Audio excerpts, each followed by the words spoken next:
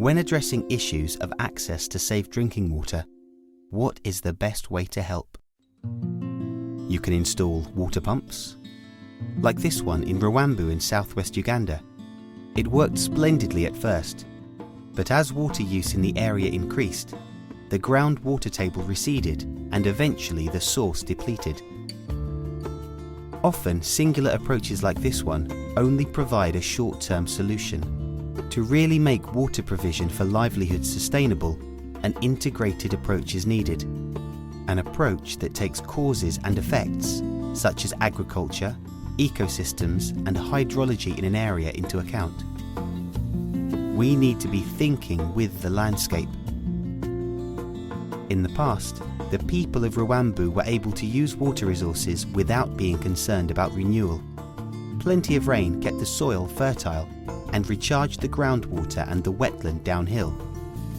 In turn, the wetland would purify the water and ensure a sustainable supply of clean drinking water downstream.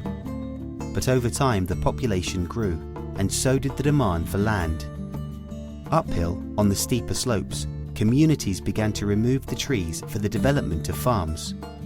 In a very short period, the mountain slopes turned bald and were exposed to erosion.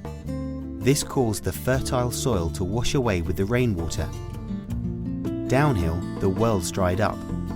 On top of it all, waste and sewage became trapped in a system that no longer purified, and the last available water in the wetland was contaminated, causing all kinds of water-related diseases.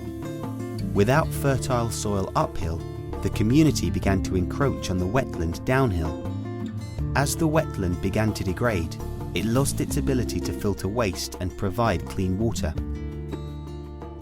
In 2011, the joint effort to save the environment, Wetlands International, Rain Foundation, and the people of Rwambu sat together to properly understand how this landscape worked.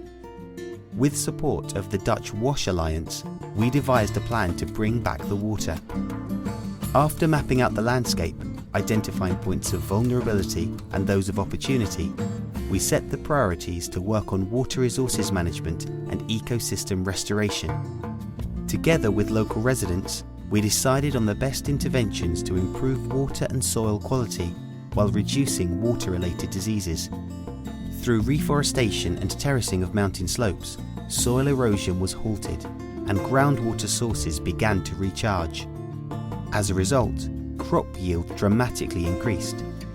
By leading surface water to collection pits, the water which would have been wasted now infiltrated the groundwater and recharged the shallow wells.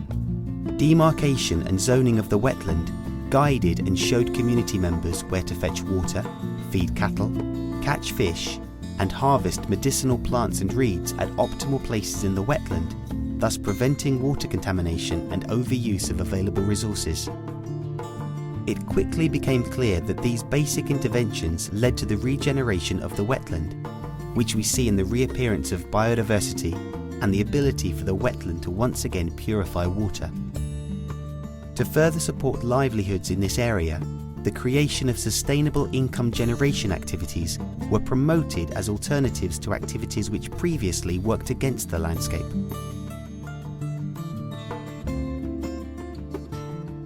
For this community, the water returned.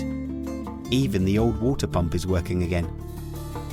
Rwambu shows us how important it is to integrate development plans into the natural fabric of the landscape and to use the landscape as a guide to reduce the negative impacts on people and nature.